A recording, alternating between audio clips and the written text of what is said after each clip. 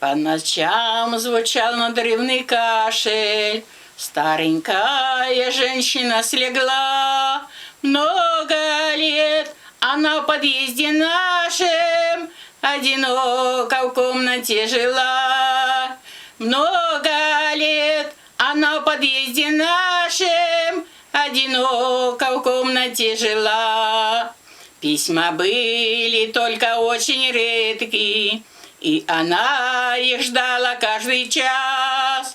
Все просила и шептала: детки, вам за стол собраться хоть бы раз. Все просила и шептала: детки, вам за стол собраться хоть бы раз. Вы под этот стол пешком ходили, раньше пели песни до зари, а теперь уехали, уплыли, улетели, вот и собери. А теперь уехали, уплыли, улетели, вот и собери. Заболела мать и той же ночью, телеграф не прекращал стучать.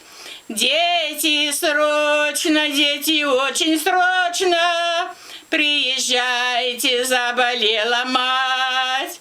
Дети, срочно, дети, очень срочно, приезжайте, заболела мать.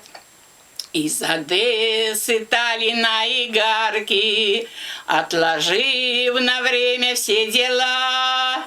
Дети собрались, да только жалко, у постели, а не у стола.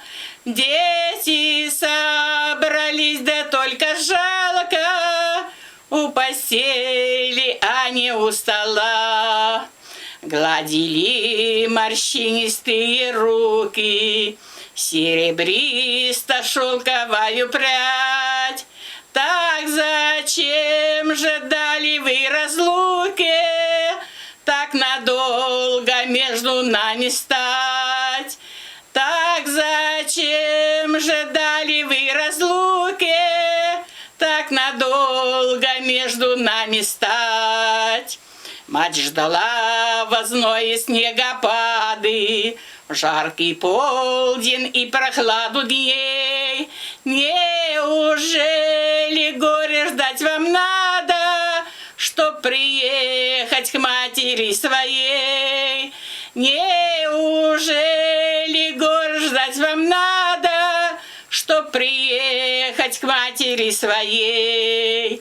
Неужели только телеграммы приведут вас скорым поездам? Слушайте, пока у вас есть мамы, приезжайте вы без телеграмм. Слушайте, пока у вас есть мамы, приезжайте вы без телеграмм.